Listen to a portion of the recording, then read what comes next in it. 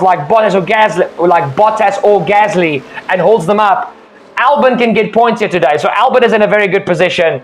But Russell bolts, and there's only 8 laps to go, and he's going to be under severe pressure from Leclerc, because thanks to the safety car, Leclerc, the 2 Red Bulls, and Sainz would have been able to save their medium tires a bit, so they're going to have even more grip at the end of the race.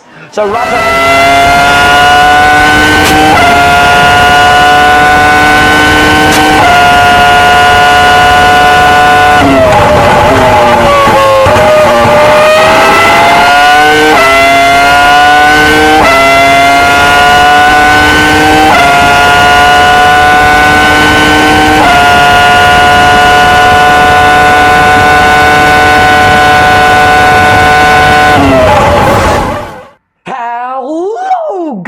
Turbocharged 51 over here. I hope you're having a splendid day wherever you are in the world.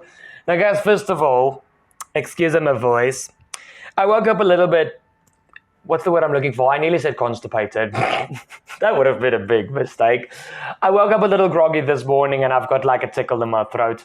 So just excuse my voice if it goes a little bit high-pitched throughout this video, or at some stage maybe completely disappears for like 2 to 3 seconds. But not the point. We're back with F1 22 career mode for our road to glory, driving for Williams Racing alongside Alexander Albon.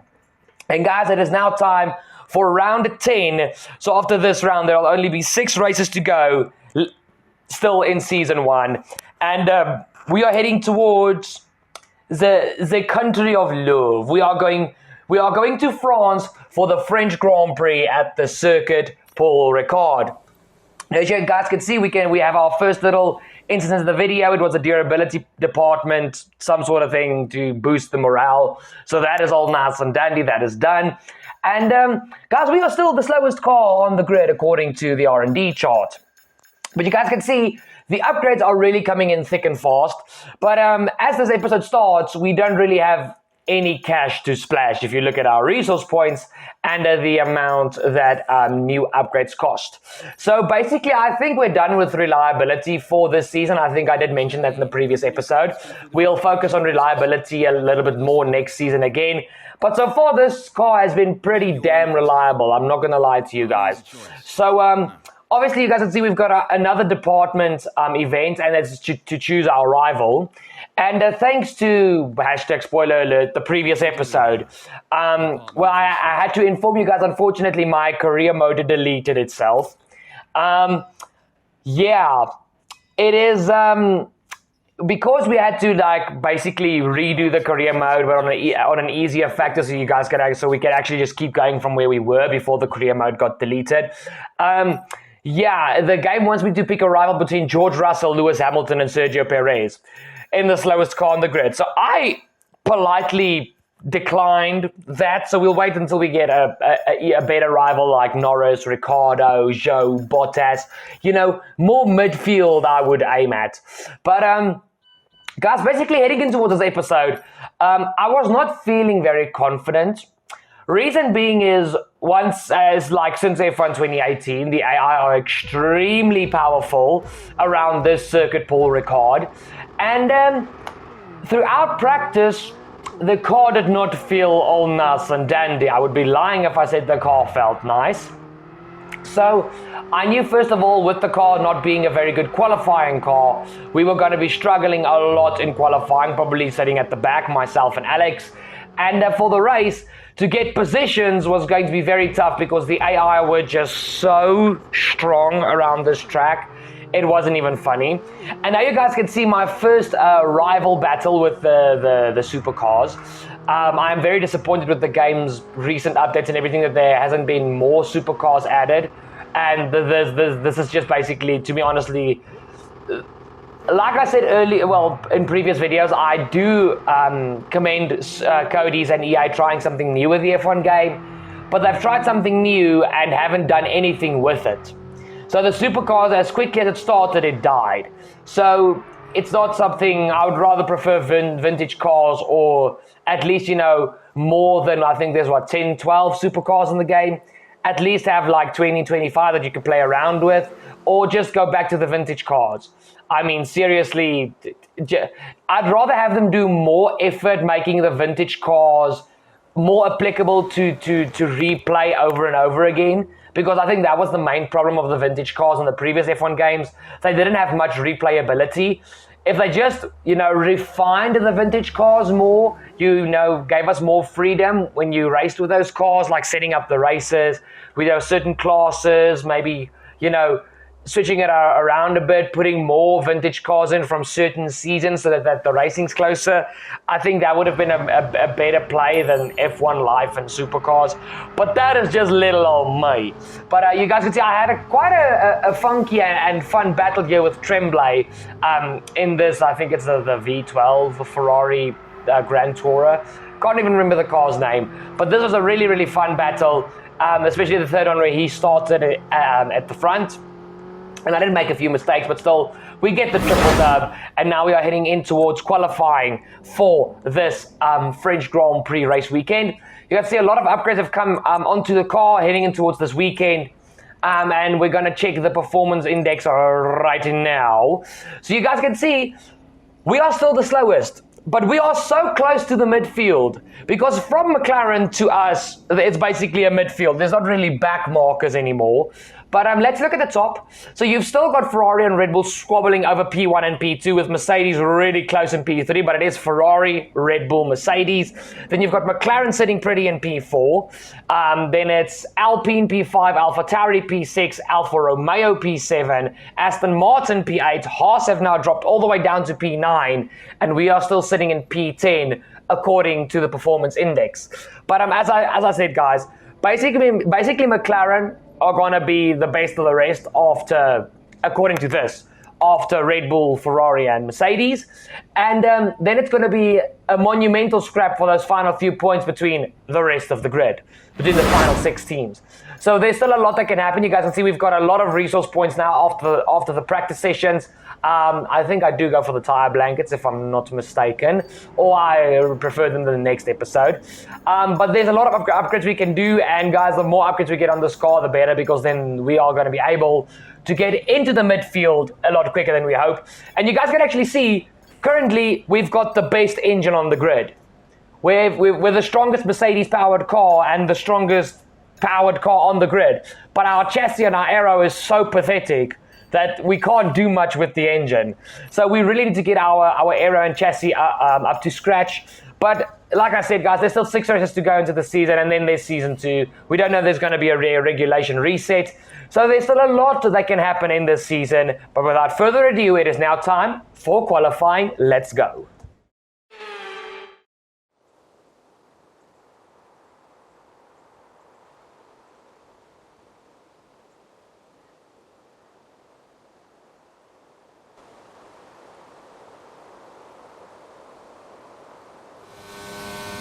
Qualifying is officially underway, and as you guys can see, it's all nice and dandy outside. There's a few little clouds around, but it doesn't seem like we're going to be bothered by any wet weather this weekend. And through the final corner at the end of our first lap, you can see I open up the throttle, open up DRS, a little bit of wheel spin coming out of the final corner, so not the best run. We do a 1 minute 33.6, which I honestly felt was like, geez, Turbo, not the best lap you've ever done, one of the worst laps you've ever done. We go for our second lap, and you guys can see we're up a reasonable amount on our second run.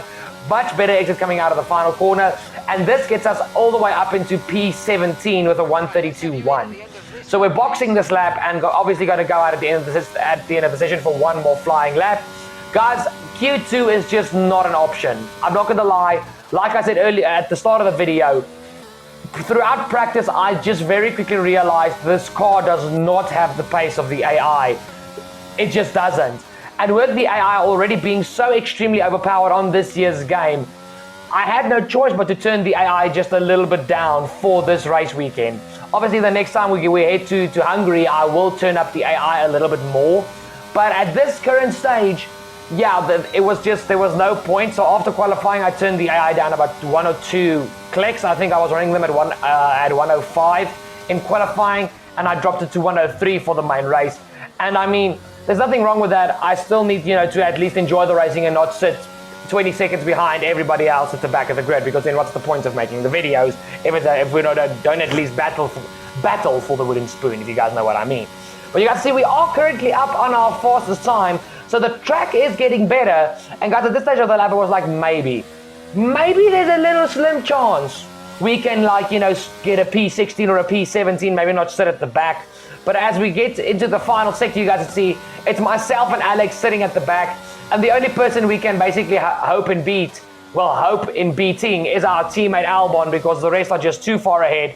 But through the final corner, I take a wide entry to get a very tight apex, open up DRS towards the line, and we are in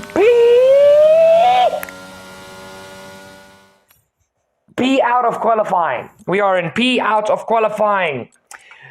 Guys, I think it's P20. Maybe it's P9. Yep, it's P20. We're a 10th behind our teammates. So qualifying pace within ourselves are starting to look better and better. But it's the back row for the Williams crew. And I think we've got a long race ahead of us, guys. Points are going to be a massive shout. But we don't know until we try. Let's head to the Grand Prix. Here we are again then at Le Castellet for another round of this year's Formula One World Championship.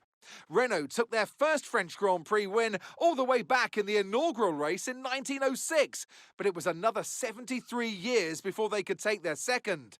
I'm sure Alpine will be pushing hard to delight the local fans here today. 6 lefts and 9 rights give us a total of 15 corners here at the circuit Paul Ricard, and a lap covers an overall distance of 3.6 miles. Average speeds will be somewhere in the region of 142 miles per hour, and they'll be maxing out on the Mistral Straight at around 205 miles per hour.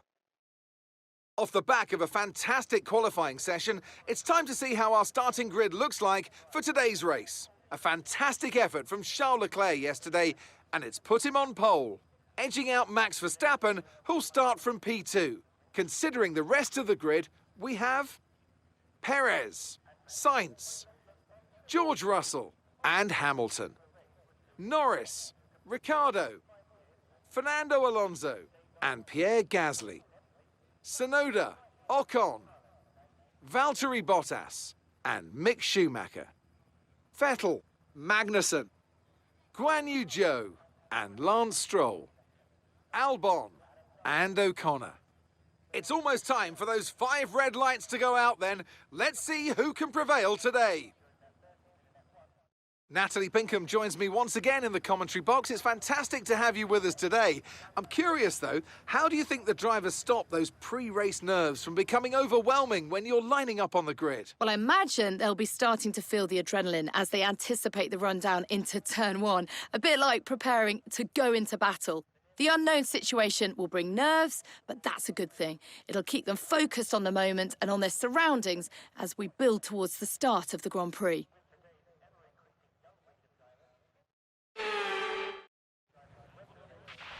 OK, now that we've got some good points on the board, let's continue this form and aim for another top 10 finish.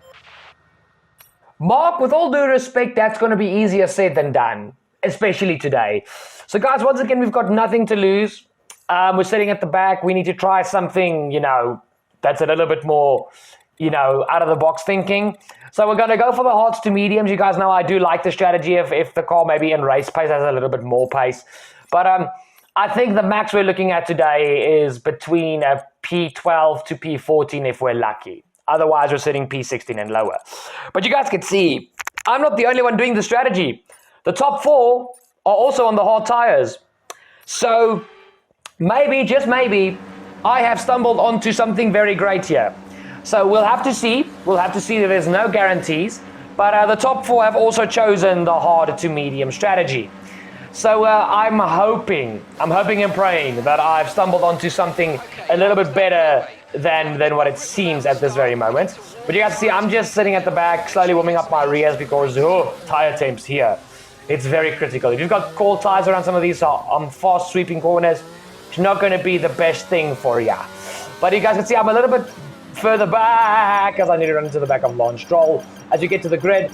But we get a near perfect stop, 0.7 meters from perfection, which is purple, so that's all that matters to me. But it's now time for the French Grand Prix, guys. We head to 5 red lights, and let's go, go, go for the French Grand Prix. It's a Ferrari and Red Bull front two-row lockout. It's Leclerc leading the way from Verstappen, Perez and Sainz. But look at the two Mercedes in the back row with Hamilton and Russell. But Hamilton has not had the best start and he's jumped by Lando Norris at the start. But Russell is trying to go around the outside and he gets himself all the way up into P2. He passes Sainz, he sticks ahead of Norris and he gets ahead of both the Red Bulls.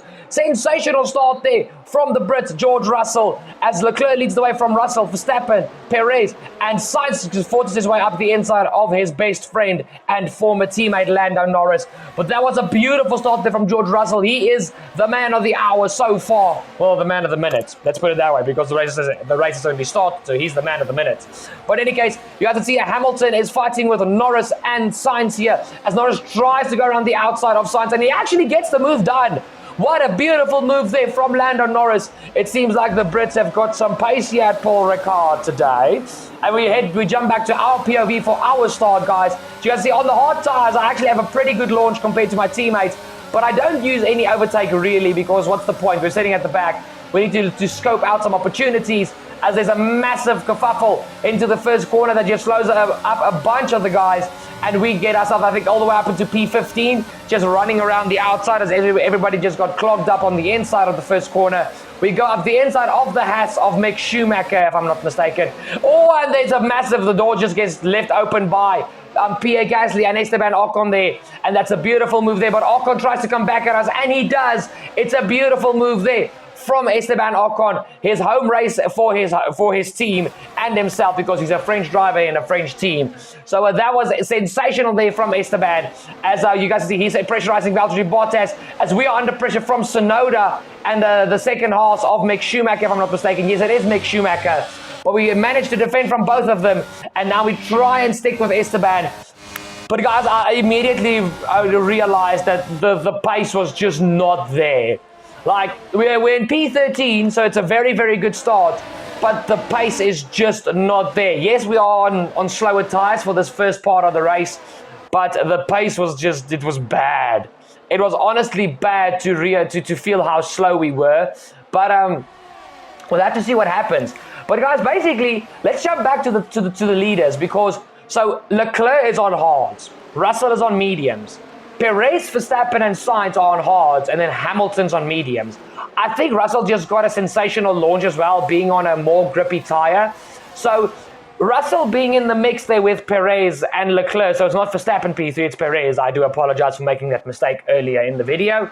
But so this is going to be very interesting, because if Russell can stick with Leclerc until he needs to box, he might be in a very good position to maybe just jump Leclerc in the pit stop phases, because he's going to pit about 8 to 5 laps earlier than Leclerc. So there's a lot that can happen here. But you guys can see, we are now fighting over P12, well, scrapping over P12 with Esteban Ocon, as Yuki Tsunoda has actually DNF'd out of this Grand Prix. And yeah, it's just, guys, you guys can already see it's only lap 4 and there's already a 3.5 second gap to Bottas ahead of me, and everybody in front is just running a wire. I was basically a bottleneck. So me and Albon were not in the best cars for this race. Albon is in front of Guan Yu Zhou by some other miracle. Don't know how, but we were just not pacey. And I know it sounds terrible the way I say it, but the combination between the car just being slow and the AI being very OP around this track, I didn't feel confident whatsoever. So all I was trying to do was try to defend from these guys in hopes that there's a safety car at some stage, so that the grid can maybe bunch back up and I can go for maybe a few dives, if you know what I mean. But there wasn't something much happening, as there's contact here between Hamilton and Sainz, and Hamilton has broken off his right front end plate of his front wing. And by the end of lap 4, Hamilton is into the pit lane, and Lewis's race has just gone from bad. Well, not really bad, but it's really just been thrown down the drain with that little kerfuffle there with Sainz. But the thing is, the Mercedes cars at this stage of the race are the fastest cars, because they are on the fastest tire of the top 3 teams. So Red Bull and Ferrari have opted for the hards. They're on the mediums, so they are actually able to pressurize the Ferraris and the Red Bulls, and that has just blown up. And Lewis's faces, there's a massive little moment there between myself and Ocon through that flat out right-hander. we were lucky not to make contact there. I gave Ocon a bit of a violent squeeze there. But we were both very, very polite racers in that very moment, so everything's going not too bad. But you guys can see, and now we're fighting with Sebastian Vettel as he overtook Ocon, as well as I see Schumacher overtook Ocon. But we pinched Vettel to the inside to defend our position, as now it is actually Magnussen and Schumacher going side by side, as they're also fighting with Ocon. And guys, I do apologize for that little jump in the replay there, well, in the recording. Nothing I can do about that. But we are in P11 with Vettel P12, Magnussen P13, Ocon P14. And guys, if somebody ahead of us trips up again, we might be in with a shout of points. If there's somebody in front that has another wing breakage or somebody retires, we can still, get something going for ourselves in this race. So Schumacher and Ocon are still having a very nice battle here, as my teammate Albon is fighting with Lance Stroll, and we are trying to keep Vettel and Magnussen behind us. But the gap is already 10.6 seconds to Bottas in front, guys. And guys, trust me, it's not that I was just defending. The part where I actually had some clean air, I was trying to push, but no matter what I did, I just lost time to Bottas. So I was really trying my best, my absolute best, to try and gain time, but it was just no use. The car was just not feeling it. The car was just not pacey this weekend. So we're currently looking at a P11 finish, which would be better than what I thought, because I said P12 to P14 if we were lucky. So we are currently one position above, but I do not think points are on offer today, not for me or for Alex. We just have to, stick through it and just endure Spain without DS for this race. We need to endure Spain without DS. Absolutely. But we're still battling, like I said, guys. What was the point if we were sitting in P20 at the back, just battling no one? We are actually in a battle here. It might not be for points, but we are battling. And that is all just gaining experience and having some fun. So we're still in P11. We are now followed by the two Haas cars, as Ocon gets back ahead of Vettel, as every time it seems somebody battles with me, they lose like 5 positions. Am I cursed? Is there something up with my Williams that makes them just drop positions? Do they feel the levels of zero pace and then just fall behind and realize, I'm not in a Williams, I need to push forward? I would never know. But you guys can see we now jump on board here with Lewis Hamilton again, as he went on to softs after he replaced his front wing, and he's back into the pit lane. He's actually caught up to that whole group behind me. He's actually overtaken Guan Yu Zhou, so I think Zhou might have a problem with his car. But Lewis is now forced onto a 2-stop thanks to his front wing breakage. And Lewis is just, he's vibing. So he is now once again at the back, but he has now made all his pit stops. As we get to lap 11, and Russell is putting the race leader Leclerc under pressure through the flat-out right-hander. Russell tries to get ahead of the Ferrari. It's Mercedes v Ferrari into this very, very demanding double right-hander. It's basically a hairpin. Russell takes the lead of the French Grand Prix, but it's nearly time for George's pit stop. So we'll have to see what happens, guys. But Alonso, Gasly, and Ricciardo are into the pit lane, along with Bottas. So the medium tire runners are starting to feel the grip drop off. And I just wonder why Russell didn't come into the pit lane, because I would try to go for a monumental undercut on Leclerc to try and keep the lead. The thing is, Russell will be on the hard and Leclerc will be on the mediums at the end of the race. So Leclerc might be faster, but the more Russell goes for the undercut, the quicker he'll get his tires up to temperature and the quicker he'll be able to push. So if I was Mercedes, I would have boxed Russell on lap 12. But Mercedes have opted to keep Russell out to the end of lap 13. But Leclerc, Perez, Verstappen, and Sainz will stay out. But it just seems that Sainz doesn't have the pace of Leclerc, Perez, and Verstappen. But Russell is now going to be the man to watch, guys. And after Mercedes' awesome performance at the previous round back at Austria, I would not throw Mercedes away. I just wouldn't. So keep an eye on George Russell. It's going to be a very interesting race to watch from this point onwards for the win. But you guys see, we are now up into P7 thanks to everybody who's made their pit stops. And now the guys behind me are also starting to box. So this is where I needed to, really get my head down. I saved a bit of ERS to push for these next few laps to try and to try and then hope to come out at least still within this little group so that I can fight on my fresh mediums as these guys are going to be on the slower tire. But I think we're safe from Guan Yu Zhou, but Ocon, Vettel, Schumacher, Magnussen, even my teammate, they are all threats to me, and even Lance Stroll. But here you guys can see Hamilton going for his undercut. He's up into P12. We're not racing Hamilton this race, so we're just going to stick it out as we see fit. But you guys can see we are now battling with Fernando Alonso, and me now looking back at this I should just have let Alonso go. There was no point in battling him here. It just cost me time. But it's basically him, the two McLarens, Pierre Gasly and Valtteri Bottas behind me, the people I would have wanted to be battling in this race, but just I don't have the car underneath me to do so. And you guys, like I said earlier, I dropped the AI difficulty by 2 clicks from 105 to 103, and the AI was still this immensely overpowered. I was basically Captain Defense. That is basically what I was this Grand Prix.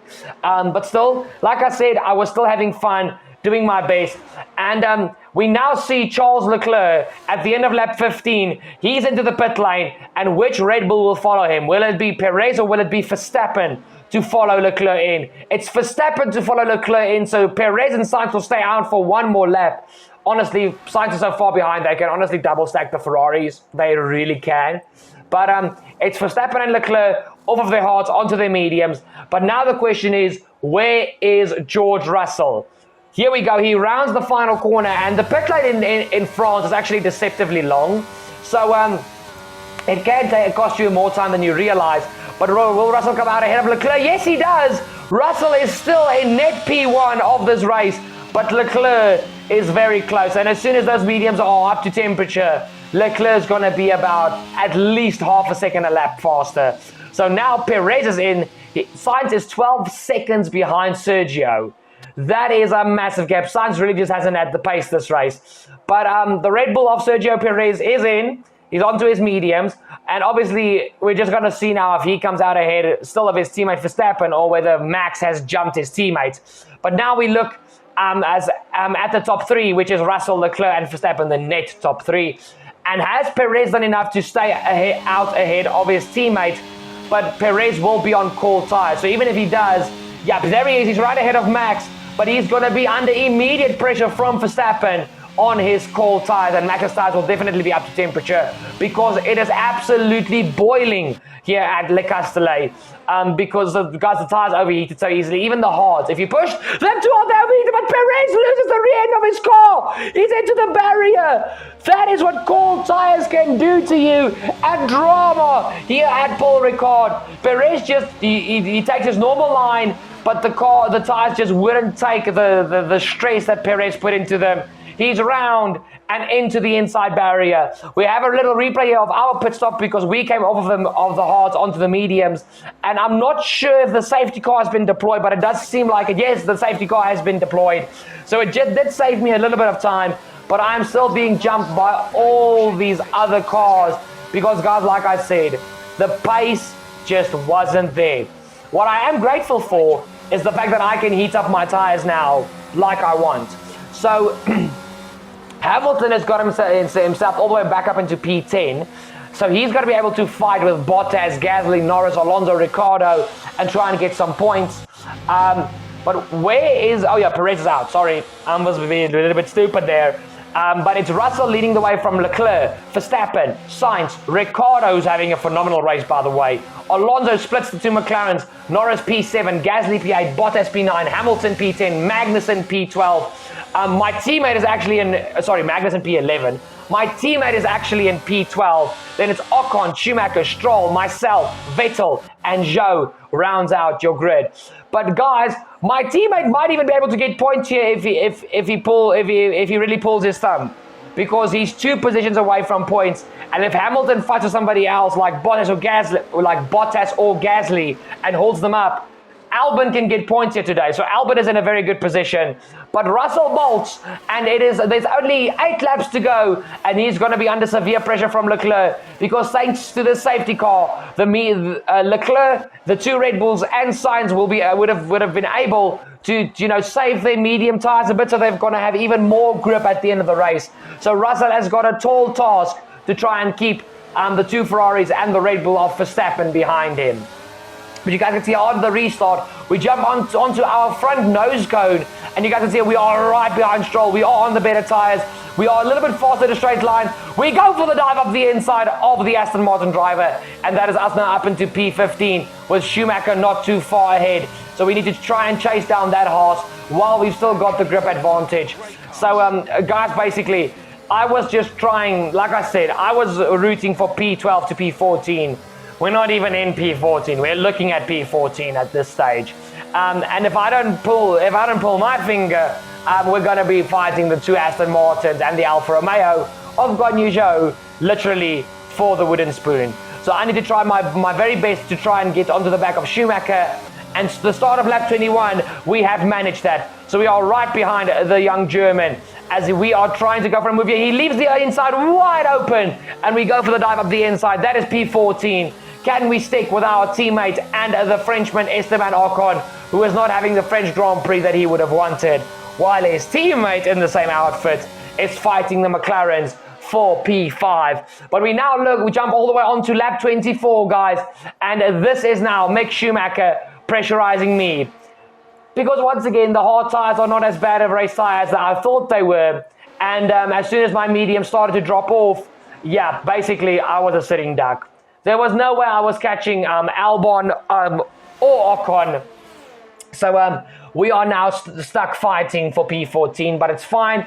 We now jump towards the end of lap 26. We're almost going to start the final lap of this little lackluster French Grand Prix. But Russell is still managing to keep Leclerc and Verstappen behind him. But Sainz is even in this mix. Sainz has woken up. It's a 4-car battle for this race win as we head in towards the final corner for the penultimate time. Russell, Leclerc, Verstappen, Sainz. Who will be your French Grand Prix winner? Russell starts the final lap of the French Grand Prix, but DRS has already been in activation, so it's going to be very tough for Russell to defend this final lap from Leclerc and especially Verstappen. We know how punchy these two young guns can be, but Russell himself is also a young gun. But just as far as this race's weekend has been concerned, the Mercedes has been the third quickest car, and Red Bull and Ferrari have been the fastest.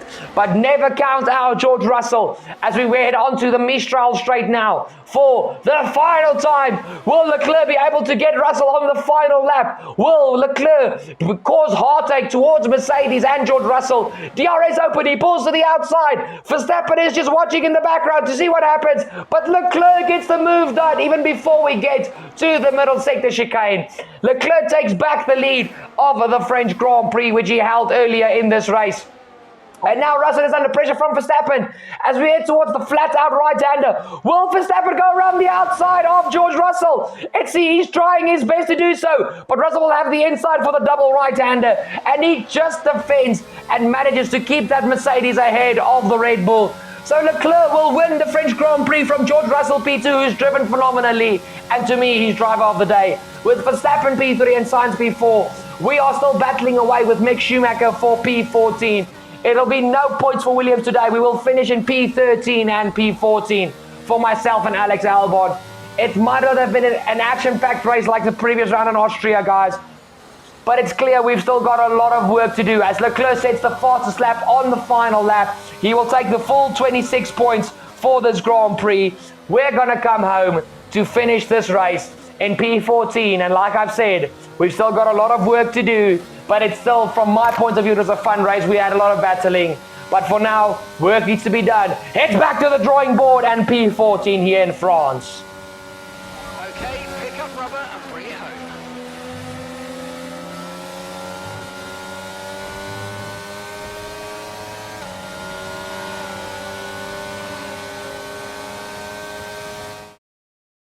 A great race then and a fantastic victory here at Paul Ricard. Natalie Pinkham, how do you think they were able to set themselves apart today? I really feel the track layout, combined with the track temperatures we saw today, suited their car. These cars come alive when the tyres are just at the right temperature, and the driver did a great job managing that as well. They just look so comfortable out there. It's like anything, it always looks so easy when it all just clicks.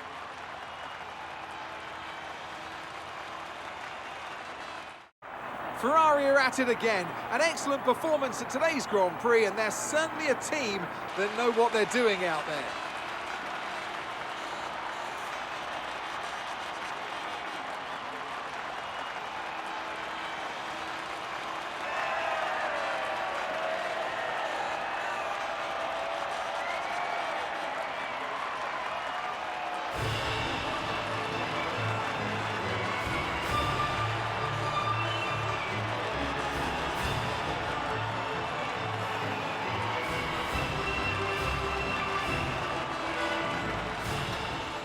So let's see what effect this result has had on the drivers' standings. Charles Leclerc, currently leading the championship standings, extends his lead even further with this result. Let's focus on the driver of the day.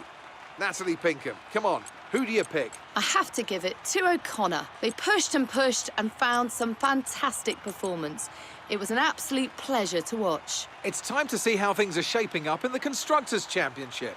Ferrari take the lead at the top of the table. Meanwhile, good work from Aston Martin this weekend, who pushed themselves further up the order. It's been an absolutely wild weekend of Formula One action, and I can't wait to see what's next. Honestly, I also can't wait to see what's next, because thank goodness this race is done. Guys, even though I enjoyed it, it was very tedious to drive this race because I knew the pace wasn't there. I basically knew the chances of us getting points are so small. We would have needed to have some sort of insane race like we did back the previous round at Austria. Guys, by the way, if you haven't checked out that previous episode yet, what are you doing? Go check it out. That was insane. But yeah, we lose P7 in the Drivers' Championship to Lando Norris, which is fine. We are aiming for P4, I'd say top 12 for the Drivers' Championship from this stage of the season onwards. And the Constructors, as long as we don't drop below P7, I'll be happy. But Leclerc is in a 53-point lead over Verstappen. Perez is only, 17 points behind Verstappen. He can still get into this, but Sainz is completely out of it, as well as the two Mercedes, in my honest, humble opinion. So guys, if I can stick ahead of Alfa Romeo, Haas, and Aston Martin in the Constructors, I'll be happy. Chances of Alpine catching us, basically 100%. AlphaTauri, maybe not. So we might be looking at a P6. Let's say with 3 rounds to go, if Alpine still aren't on us, we'll aim for P5. But if they do indeed catch us, my aim will be P6, P7. The season so far has really gone well, guys. I mean, we really have been just, I would want to say flowing with our results. Obviously, I know with the game deleting, with the career mode deleting itself by some other magical reason, some other magical way, for some other magical reason, I had to botch it a bit. But I mean, the video still tells the whole story, because I obviously still used all the proper videos. And when we get to Italy, after that, we'll decide where we want to end up in the Drivers and the Constructors. But we need to try and get this car to at least P9 in the R&D chart standings by the end of the season. Otherwise, I think Season 2 is just going to be another very long season. But guys, like I said when I started this game, it's going to take at least 2 seasons to get this car to front-running pace, and that doesn't mean we're going to win a championship. I think we're going to be at least 3 seasons in this car before we can, look at sniffing at Drivers and a Constructors' Championship. Because that's the only way I'm leaving Williams, is if we have a Drivers and a Constructors' Championship. We need to win both. So we might be sitting here for 7 seasons, you never know. But we're getting the double trouble double. Well, what did I just say? The double trouble W is the main goal. But yeah, guys, once again, not the best race, not the worst race, by far not the worst race we've ever had on the channel. But there's work to be done. We need to go back to the drawing board and see what we can get going for ourselves for later on the season. We've got 6 races to go, and from this point onwards, we've got some fun races coming. The only one I'm not looking forward to really is Abu Dhabi, but it is the new layout of the track, so you never know, I might fall in love with it. But guys, that has been this video. Thank you so much for watching. Thank you so much for staying to the end. Before you click off of the video, make sure to drop a like down below on the video if you haven't done it yet so far. It's only going to take you a nifty 2 seconds. Remember to go check out the links in the description down below follow me on social media. And if you did indeed enjoy this video or any of my videos, make sure to share this video with your friends, tag me in the post or the story, and I will give you a shout out on my social media as well as in a future video. And if this is your first time viewing Turbo Fox RacerZ and you have not yet hit that subscribe button, what are you doing? Hit the subscribe down below and don't forget to ding that bell to never ever miss a future video here on Turbo Fox RacerZ. Welcome to the family. You are officially a Turbonatic. Guys, there's still so much that can happen in this season. I mean, we are still sitting pretty in P5 in the constructors. The only teams above us are obviously McLaren and then the top three big giants, Mercedes, Red Bull and Ferrari. And we've got a good chance to secure a P5, P6 if Alpines, you know, have some bad results. But I think, well, our logical aim is P6 in the constructors. And for the drivers, I'm not concerned about the drivers really this first season, if I have to be deadly honest with you guys. My concern for this first season is the constructors, and I would like to aim for P6, but AlphaTauri in the hands of Gasly and Tsunoda, sometimes they can be a very strong force, so we need to be careful. But guys, I'll see you guys for whatever video stream comes next. I love you guys, and I'll see you guys next time. Cheers!